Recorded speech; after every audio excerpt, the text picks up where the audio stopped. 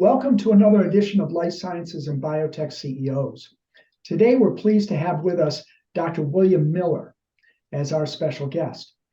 Dr. Miller is an internationally known evolutionary biologist and medical doctor, and the author of 7 science books, including Bioverse, How the Cellular World Contains the Secrets to Life's Biggest Questions, which we'll be discussing here today. He's also written over 3 dozen peer-reviewed articles on the subject of evolutionary biology. Dr. Miller is a graduate of Northwestern University Medical School and is credited with developing the concept of cognition-based evolution as a peer-reviewed alternative to conventional evolutionary theory.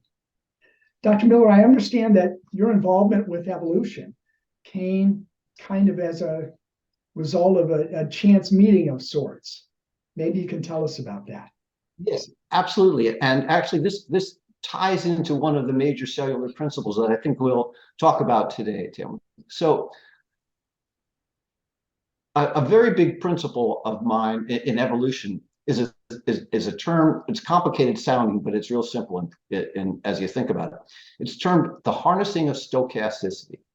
It means the stochasticity is kind of like randomness.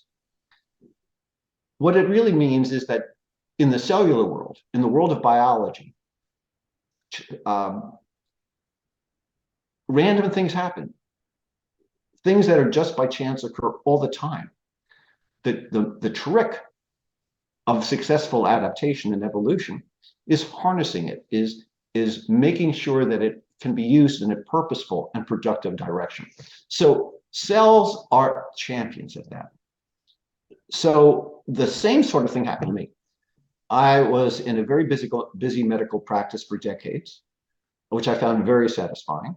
And at you would go to regular meetings to update your skills, update your learning. And I was going to one of the big annual meetings in Chicago. This is about a dozen years ago. And I have a limit to how many days in a row I can sit still and listen to other people speak. I'm just great.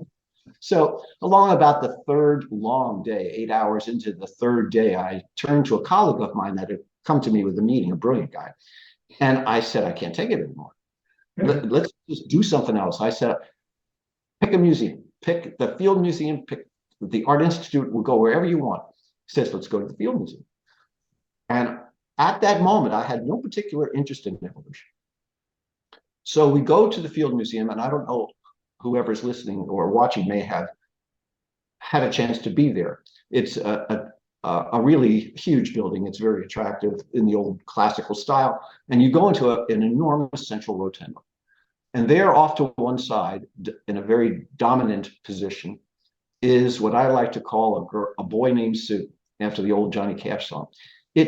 It's Sue, the Tyrannosaurus Rex, and nobody knows if it's a girl or a boy, but it's called Sue, and I don't remember how it was named. It was found in Montana. It's the single best T-Rex fossil in the world. And I was just knocked away. By chance, I had seen this thing, this towering titanic creature, and I noticed many things that interested me. And I knew a lot about anatomy because a lot of what I did pertained to human anatomy. And I could see that that given the differences in scale, the bones of the Tyrannosaurus Rex are not as enormously different from our bones as you would think. The arm bones, the leg bones, the vertebrae, the ribs, shape of the pelvis, the shape of the hip socket, they're very close to human anatomy. They're not identical, but they rhyme. And I'd never thought about that before. I found it totally startling. I read that this creature had dominated the planet for about 8 million years and then disappeared about 65, 70 million years ago. And nothing that I was looking at made any sense. I turned to my partner and I say, I don't understand how all this could happen by accident. So, because the dominant thing in evolution is that it's random genetic mutations and then natural selection drives it. I vaguely knew that, but looking at it, I couldn't see that this was a product of pure chance. nor am I.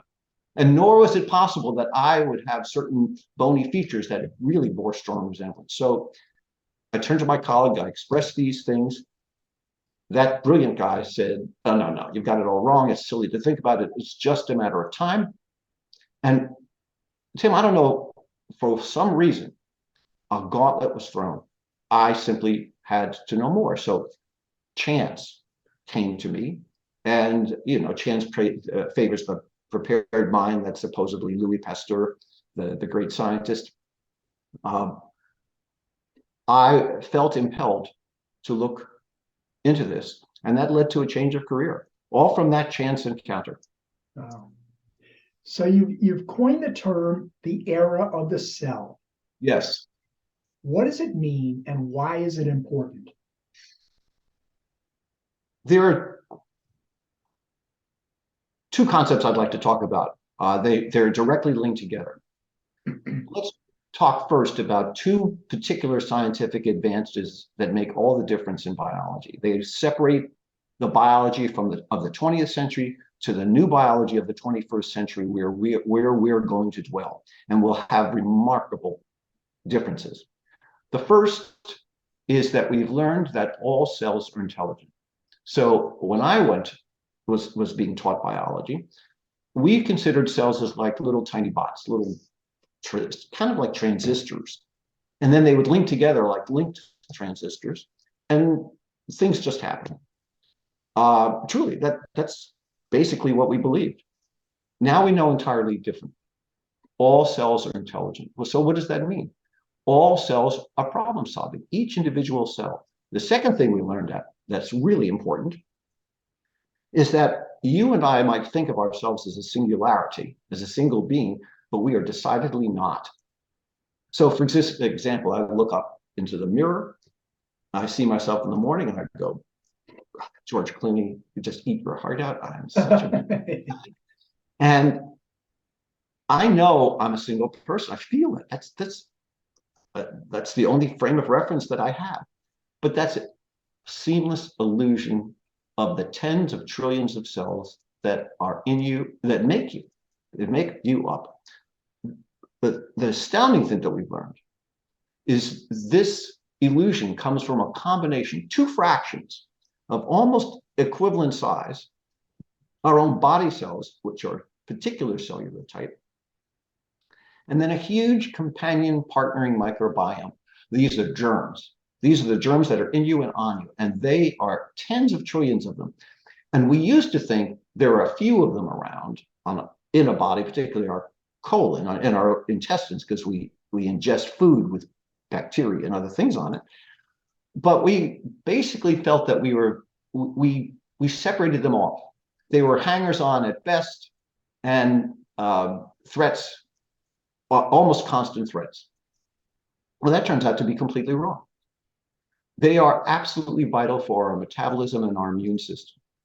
And so the combination of these two things, learning that our cells are individually intelligent, individually problem solving, and that our microbiome are far from being our foes, are mostly our partners in survival, will open up an entirely new way of looking at biology, which is already beginning. I mean, this is not theoretical or conjectural.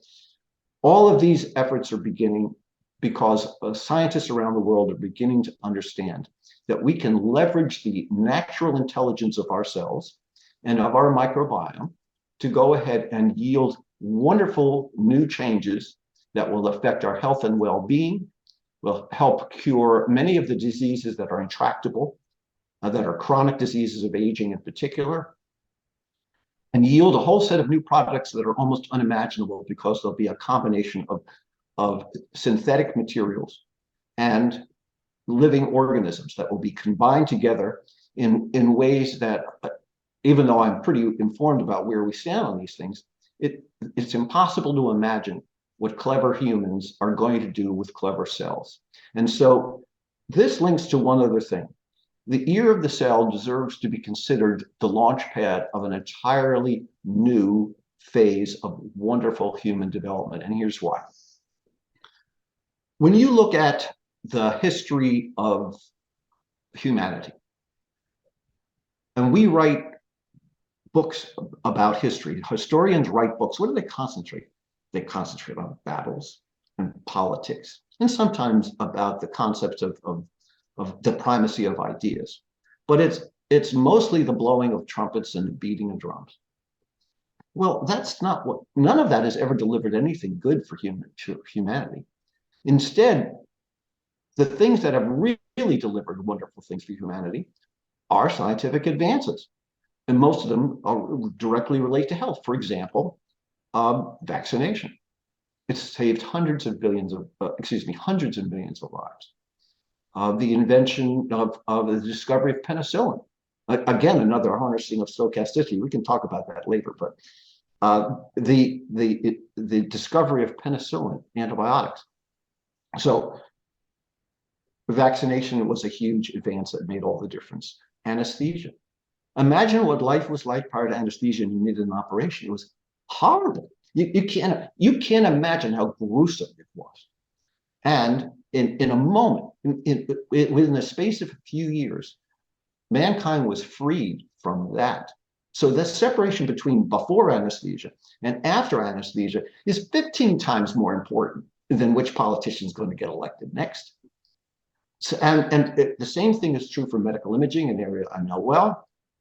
Conrad Röntgen invented the X-ray. From that has come sophisticated ultrasound, computed tomography, magnetic resonance imaging. Imagine if you were in a high-speed accident of any kind. You know, the invention of the car was a terrific thing. It led to a new set of injuries that had not been experienced before. Well, what was your likelihood of recovery before imaging, so that your injuries could be cataloged and dealt with efficiently? So these are watershed things. So there were 6 prior ones that were important, and let's not go through them all, but this is the 7th. So if vaccination was found an enormous advance for the benefit of mankind, and anesthesia was the same, and medical imaging was, and pharmaceuticals that saved countless lives, like antibiotics. If those are watershed events in the history of mankind, so is this new era of the cell. In fact, it may even be ultimately more important, and we can discuss some of those reasons, because its ramifications are actually mind-boggling. We are lucky to be alive at the very beginning of this major thrust of discovery. Was there some reticence out there to things like vaccination? We know now, right? But anesthesia, penicillin, those kinds of things, or was the alternative so horrible that they were quickly taken up? And there's a terrific question. Trusting public. Yeah. I'll offer a perspective which I feel very deeply. There's absolutely nothing really fundamentally good, different, and brilliant that doesn't meet absolute resistance. There's a principle that I like to think about. I'm not the first to express it, but most people treat a really good new idea like the body treats a foreign substance. It rejects it. The first thing you do is say, I don't see it. So what happened with vaccination? Well, there was an incredible hue and cry against it. It was considered unbelievably dangerous. Some very courageous people stepped forward and offered their lives and their children's lives because they believed that this principle was important, that Edward Jenner and smallpox, who has saved more lives in history than probably anyone, and most people don't even know that he existed. The resistance to that vaccination was profound. The same thing was true of the germ theory. So one of the 6 major advances was when Pasteur realized that there were germs. that they were not just theoretical, that they were actual, that you could prove that they were there. And he did a series of innovative experiments that showed it. Well, he was ridiculed for that. When a man named Semmelweis, who was an obstetrician back in Vienna, realized that women were dying, enormous numbers of women were dying because of what was called childbed fever. And that was due to infection being spread by hospital staff. And all he wanted to institute was a simple thing like hand washing. They ran him out of town. He ultimately committed suicide. So no good idea just goes forward with absolute acceptance. Penicillin may be one of the few things that really went through very rapidly, but that had a lot to do with the war, World War II, and the need for saving the troops and desperate to try all those sorts of new things. So the era of the cell will be misunderstood to some degree because there's still a very strong lobby, even among biologists, to not accept that cells are intelligent. They just can't quite, they just don't feel it's right. It's an emotional mindset that if you grant intelligence to cells, if you grant that they're individual problem solving, then this opens actually a can of worms that can even relate to metaphysical issues, in belief systems. It goes very deep. So this era of the cell will be moving rapidly because there's money to be made. And you're going to find entrepreneurs moving along very rapidly through genetics, through working to understand how to stimulate biofields. These are the electrical fields that are part of our bodies. They're extremely important for our health and well-being. We hardly understand them, but advances in things like that will lead to regenerative medicine. And I can't say now that in 50 years we'll be regenerating limbs, but we will be regenerating connections across spinal cords without any doubt, so that the paraplegia will be a thing of the past. We will be regenerating organs in a rather easy manner, livers and kidneys and things like that, so transplants will substantially diminish. We will be regenerating pancreatic beta cells. When those cells fail, that leads to decreased insulin production, that leads to type 1 diabetes. It certainly relates to some extent to type 2 diabetes. We'll have solutions to all of those things based on this new era of the cell. And this communication that takes place between our cells and these microbes, these germs, to our benefit, is predominant or preeminent in the gut. You talk about in the book how those relationships may have some involvement in diabetes, Parkinson's, all kinds of different things. Tell us a little bit more about that. Yeah, that's a terrific question too. Yes, so in talking about the microbiome, it is certain that among these tens of trillions of cells, the microbial cells and viruses that I'm talking about, most of us think of viruses as deadly pathogens, like SARS-CoV-2, terrible thing. But in fact, most viral pathogens are rare. Almost all the viruses that we know about are pretty good companions of ours, and we rely upon them. Our cells and our viruses work together. They're in constant communication also. So there's no question that the gut harbors the greatest number of these trillions of microbes. And there's no question that the gut is kind of a central zone of our metabolism and our protective immune system, our adaptive immune system. However, what is being revealed, and is quite astonishing, is how widely distributed the microbiome is throughout the body, and particularly also on your skin. And so this is leading to new concepts, and they're already they're well documented in literature, things like the gut-brain axis. Right. So does this mean that microbes are traveling from the gut to the brain? Well, yes, they actually are, but in very small numbers. What it does mean is that the metabolic influences and that communication patterns, which deeply matter to your moods and your behavior, are intrinsically linked. So when you have a complex interlinked body system, it's like a company in which all of the divisions are communicating and sending parts to each other, so that you end up with one consolidated product or groups of products. You can't just think of the microbes where they're sitting to understand their influence. When they're producing substantially important metabolites, when they're determining your immune resilience and how you will respond to different kinds of threats, then their contribution is body-wide. Let me just explain the extent of it so that the listeners can understand.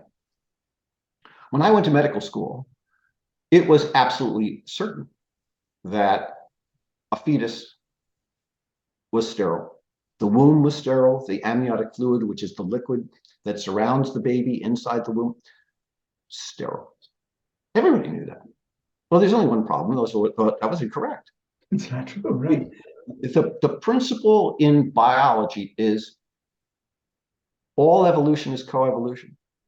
All development is co-development. So what do I mean by that? It means that this combination with the microbes that I'm talking about used to be put into what was called a host parasite model. There was us, we were the host, and the microbes were the bad guys, and we fought them off. Then we kind of began to think, well, maybe they're not just bad, they could be guests. They could be okay. So it would be host, guest, and parasite. Well, that's still wrong. The correct model is us as a combined organism, as a consensual we. It's the totality of us. This is why the era of the cell is dramatically different from the 20th century to the 21st century, because we are understanding now for the first time in human history that we are this extraordinary, much more highly complicated collective life than we ever knew existed. And we are contributing parts of our collective life everywhere we go because we shed cells. We are shedding intelligent cells all the time. I'm shedding them now. I'm surrounded by an invisible cloud of microbes and even my own cells circulating in the drifts of the air. You can't see it, but it's highly consequential, which is why a bloodhound could track me anywhere I went for the next 3 weeks. So I'm trying to impress a new concept of what we are as biological organisms. And this directly impacts everything that's going to follow in the ear of the cell. So when you say the gut is the center, it's not wrong to think of it as the major area. It's certainly the one that we can manipulate best and the one that will matter to us. But every body part of yours has a microbiome. A pancreas has a microbiome, and as it turns out, it's highly important for developing cancer. A breakdown of that microbiome may be the actual trigger for pancreatic cancer. It's too soon to say, but they believe that actually a fungus can be triggering pancreatic cancer. It's early stage, and all science has to be repeated to know whether or not it's true. For a male, our testes have microbes. A woman's vagina has trillions of microbes. It's all healthy. It's all good. We're going to learn how to manipulate each of those things. We're going to learn how these cells communicate together, how my body cells, my personal body cells, which are a specific type of cell, get along with the microbes. And understanding disease is understanding the breakdown of the communication. So disease isn't simply a pathogen getting to us, a bad germ getting into us. That's the way we used to think of it. You get a bad germ and you're cooked. Well, actually, it takes a village to infect you. No one single germ infects you. You need a whole little microcolony of them. And then they have to further establish sets of communications and partnerships with your body cells. And we don't know how that happens yet. We don't know why some things can get fought off successfully and others don't. For example, I don't know too many people that didn't have COVID, but there are a few that say they never had COVID, but they did. Almost certainly everybody has had COVID. That may sound like an exaggeration, but it's not. Virtually every single person came in contact with it. But being infected and being a carrier of it, or having been in contact with it, are two different things. Getting symptoms, even if you are infected, is another different thing. And we don't really understand why. So we will understand why. In the era of the cell, we will understand why, and that will translate into protecting against these breakdowns and longer and healthier lives. In particular, it will lead to living longer and living well. After all, most of us know that we know some older people and we think, boy, that's not a great way to live. And, many of them are fortunately in their late 90s. We admire their longevity, but we're not sure that it would be a good thing for us. Well, suppose you could be 90 and really pretty healthy, like a healthy 50-year-old feels today. Well, that would be terrific. And let me just say, I'm not overpromising when I tell you that as this era of the cell plays out, because we're only at the very, very beginning, we're at the beginning of an exponential upward curve of what we're going to be able to do biologically. And unless we destroy ourselves, we will reap these benefits, and that will mean longer, healthier lives. I thought it was also interesting how you note that the bad guys, the real germs, okay, the bad guys are intelligent too. So reading from the book, cancer treatment changes when cancer cells are acknowledged to be intelligent problem-solving agents with their own goals, faculties, and limitations. Yes, absolutely. It's a critical feature. It's beginning to be understood.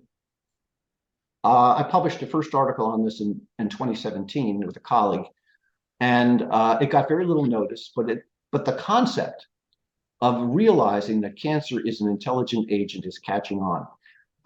This gives us an opportunity. Let's talk about exactly why cancer is destructive, because it's a lead into all of the ideas that will lead to why the era of the cell is important and what it will mean for business opportunities.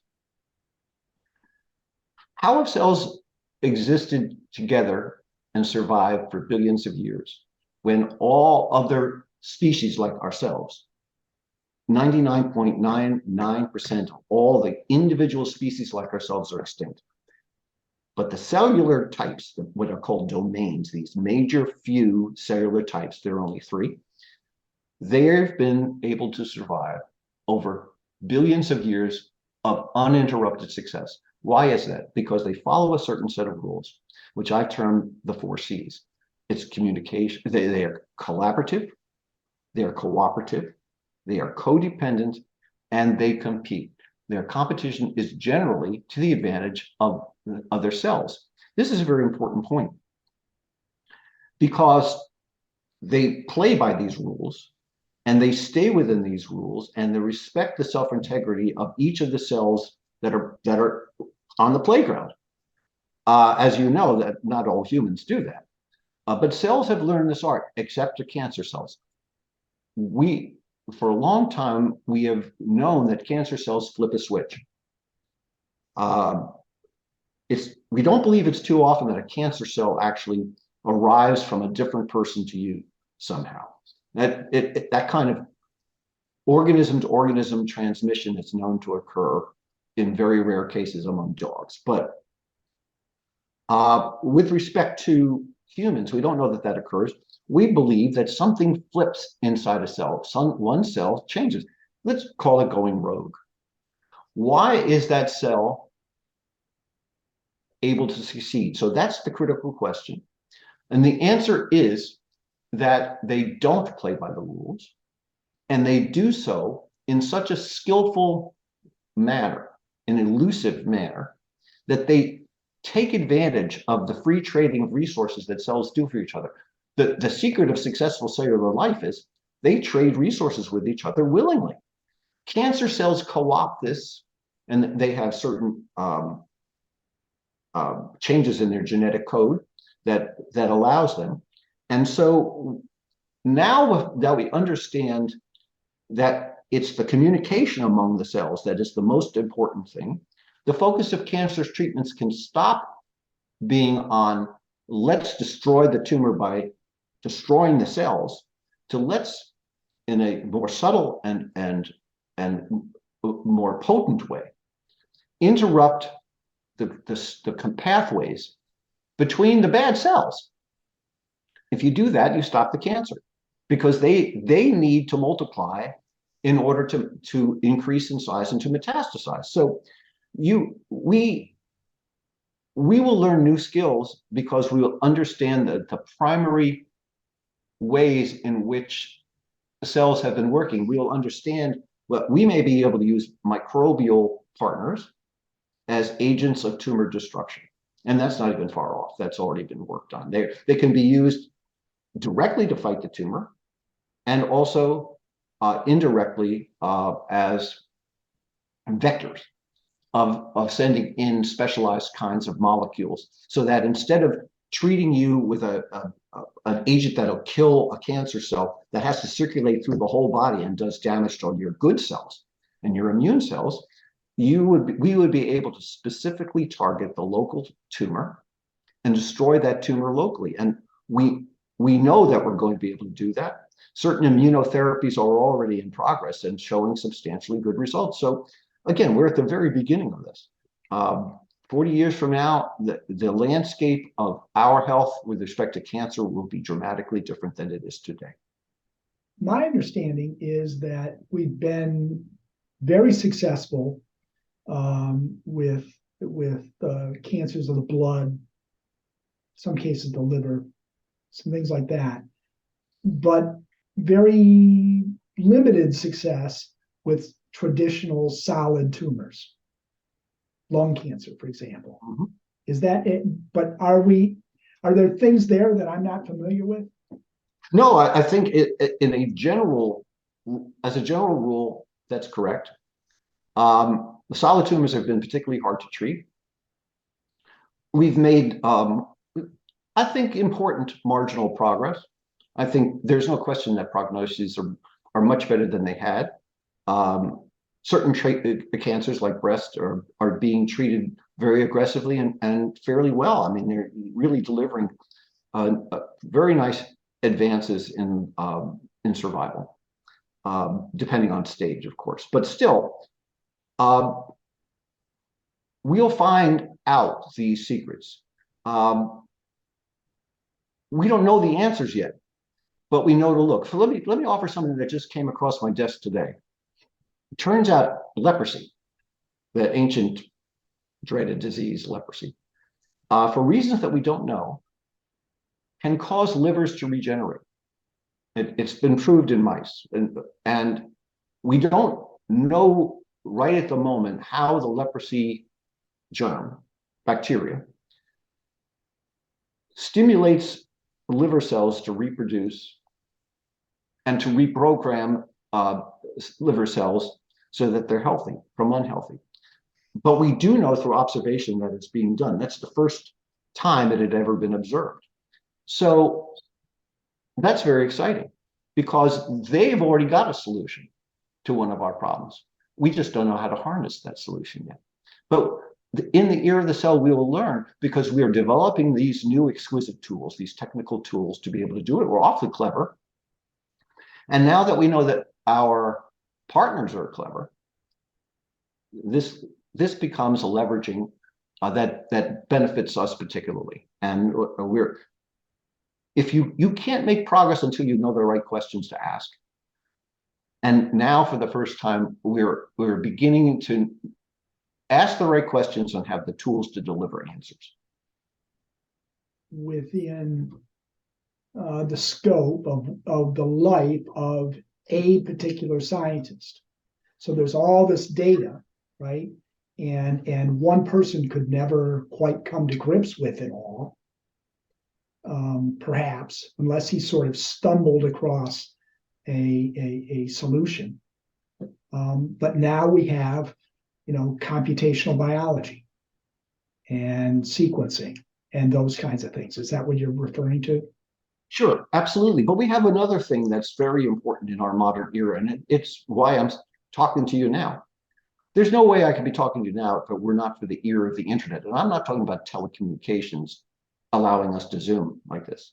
What I'm talking about is that there is a growing collective wisdom. There's a wisdom of crowds that's occurring that could never have happened without the possibility of the cross-fertilizations that the internet allows, and it's being a permanent repository of knowledge. Let me make 2 points about this. One is all through history, there have been intermittent, wonderful scientific advances that got completely forgotten.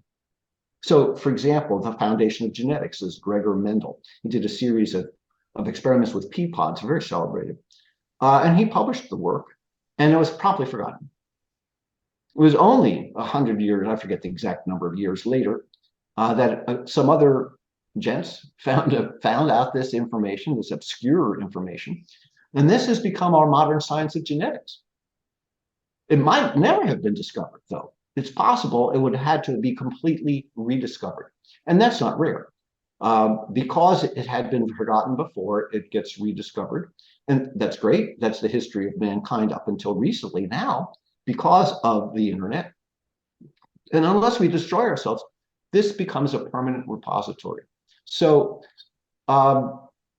let's say my ideas on cognition-based evolution don't take off during my lifetime, and it fades into obscurity. Well, 200 years from now, someone will be able to find it and come across it. And then they don't have to go through all of that thought process again to come up with the same set of answers. It may be deemed that, boy, that was a pretty good idea back then. I'm kind of sorry that we forgot about it. The second reason that the internet is essential to the era of the cell is, again, goes back to a cellular principle, which is the wisdom of crowds. Why do we have multicellularity? Why aren't we just individual huge cells floating around in the inky seas? Well, one of the answers is of course, relates to energy ratios and things like that, thermodynamics principles. But the real reason is that life began with cognition. Life began with consciousness. Consciousness didn't emerge in the way that we thought about life for reasons we don't know. And I don't know the reason why this is true, but it is true. As far as we can tell, the first cells, or within moments of the first cells, those cells were intelligent. They were capable of problem solving, and they linked together. So the only way that we know about the origin of life some 3.7 to 4.28 billion years ago is that they formed collective patterns, which means they were already communicating with each other. It means that they were problem solving, because that's why they were together. Why do cells communicate with each other? Because the environment imposes uncertainties, and they evaluate uncertainties individually, and linking together, communicating together, allows for the wisdom of crowds. It's no different really in principle than what humans do when they go on game shows and they're shown 3 doors and they don't know which to do. What do? What do they all do? What is all of our instinct? We ask the crowd, what do you think? Because we instinctively know when we have no idea, or we're really confused, or we're ambivalent. Well, you ask advice. It's the wisdom of crowds. The internet harnesses the wisdom of crowds in a way that was never possible before. And so the velocity of knowledge, so it's not just that knowledge is increasing incrementally little by little, which it is, but its velocity of communication is now increasing exponentially, which means that the rate of progress, the rate of change, the differential equation of the rate of change of knowledge is going to be increasing substantially. That's one of the things about the era of the cell. It's it remains in the background, but it's the invisible propellant that's going to make it assured that what I'm talking about is going to happen. You've noted a couple of times that we are approaching a golden age if we don't destroy ourselves first. Right. 2 or 3 times during this interview, you've said that. What can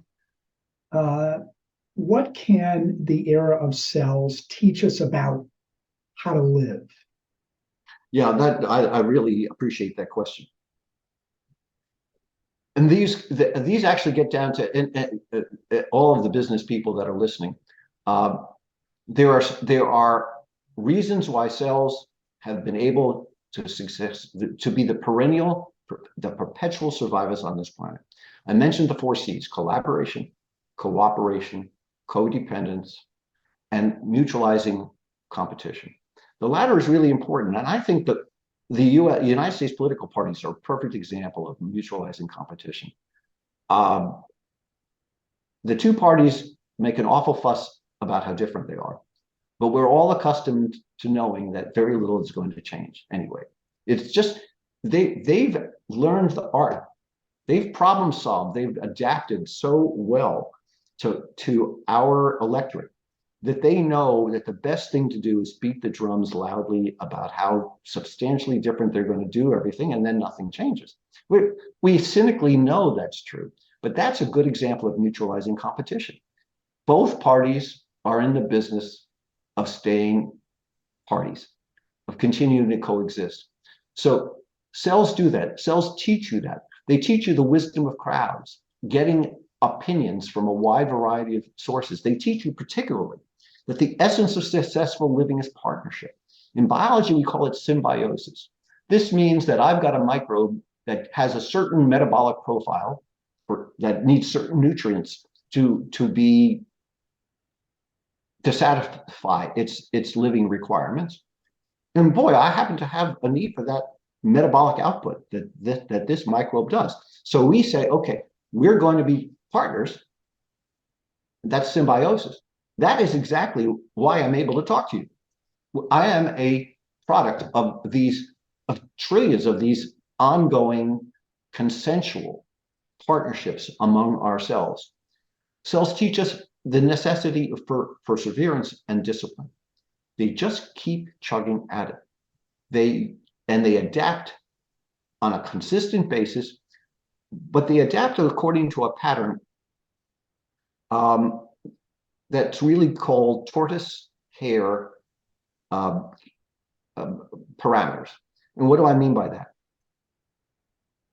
Experiments have proved with different kinds of cellular organisms, bacteria, for example, they can create an artificial kind of environmental problems. And it's called a fitness landscape. And so they can test these microbes and see which ones do the best crossing this landscape, solving all the problems to get to the best nutrient source, which is on the other side. And they find out that the hare, the quickest adapter, the ones that adapt to local conditions very, very fast, start off like crazy. They are way ahead. But as time goes on, they get trapped in other areas. They over-adapted. So they don't have the same resilience that the slower adapters have. So it turns out that the ones that start slowly and take more time to explore the different landscapes that they have to cross, the different environmental stresses that they have to encounter, they end up making, in the end, more optimal solutions. And so cells teach you that constant adaptation is necessary, but you need to bet hedge. If you bet the bank, you'll be right every once in a while. That's a big reward. But everybody's aware of epic failures. They're all over the business cycle. So learning about how to be to adapt on a steady basis, disciplined basis, is extremely important for the long-term success of any organization. That accounts for ourselves being so successful. Cells respect the integrity of other cells. What do I mean by that? Every cell is conscious. Every cell, I mean, it's not conscious the way you and I are. I'm not relating the intelligence of cells to my expression of intelligence. It's completely different. Cells are intelligent because they communicate purposefully, they problem solve, and adapt purposefully. They collaborate, they cooperate, they compete. They exemplify all the things that we do in our own human engineering, our own societal engineering. They do the same things. They just don't abstract. We don't assume they have egos, and we don't assume they have abstractions. But with all of these major essentials of survival, cells are intelligent because they do it. How successful are they? Well, Stephen Hawking once equated intelligence with the ability to adapt. If that's the case, we humans have only been tested for a couple of 100,000 years. That's how long Homo sapiens, humans like us, have been around. Cells have been around continuously for 4 billion years. So who's smarter? Well, you better ask me in another 100,000 years and I'll begin to tell you. For right now, I mean, I don't know how many people take the bet we'll be around in 100,000 years. I think we will, but you get my point. So cells are highly intelligent, but they respect that intelligence. They respect the self-integrity of all cells. Cancer doesn't. That's precisely why cancer is so destructive. It has lost this respect for self-integrity. Cellular ecologists, the cellular ecologists that make my gut, that make my liver, that make my kidney, they take input from every level. In biology, there's a thing called privileged levels of causation. It has to do with whether evolution goes from the bottom up or from the top down. And that's the same thing with consciousness. Does consciousness bubble up from our cells? Does it come from our brain and go downwards? The answer is there's no privileged level of causation in biology. It simply means that every level has to be in communicating with every other level to be successful. That's pretty obvious. But those communications are valued. They're respected level by level. There's no one level that says, I just reject this. That's the liver. I'm not paying attention to the liver today. It's not the way biology works. So there's an enormous respect for individual cellular integrity. And if an organization wants to be successful, it has to put self-integrity paramount. That means everybody gets to feel as though they're a meaningful part of the organization. It's not that easy to do that as organizations get larger. That's one of the major challenges. And then the final thing I'll mention, and this is the absolute essence of successful biology. Cells have learned something that eludes humans. You serve yourself best by serving others. It's not meant to be metaphysical. It's simply that's the essential principle of cellular life. That's how cells get along. They trade resources. They willingly trade resources. They will sacrifice for others. There are limits. Again, it's always this harmony and balance that cells have achieved that allow them to go on for billions of years. And if you had to pick out one single sentence to remember from this whole hour, is you serve yourself best by serving others. And if it serves yourselves, let me tell you, that's the essence of enhancing your personal satisfaction and self-awareness and feeling that your life has meaning. If you've served others well, you've done the best you can. Well, that's a great note to end on. Kind of a codicil for us all. Dr. Miller, thank you very much for spending some time with us today. I encourage everyone to go out and get the book because I really enjoyed it. It's called Bioverse: How the Cellular World Contains the Secrets to Life's Biggest Questions. It's a great book. It's available, of course, on Amazon and all that sort of thing. And I think that everyone will enjoy it.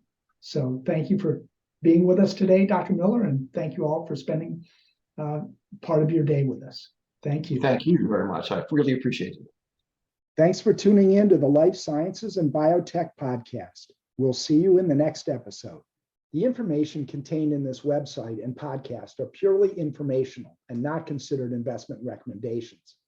Tim Doherty's participation in Biotech Insights is separate and apart from his role as an investment advisor representative. Nothing contained herein can be construed as a recommendation or endorsement of any of the companies discussed.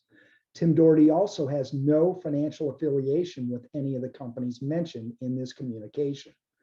Tim Doherty makes no representation that the information contained in this material is accurate and is under no obligation to update this information as changes occur.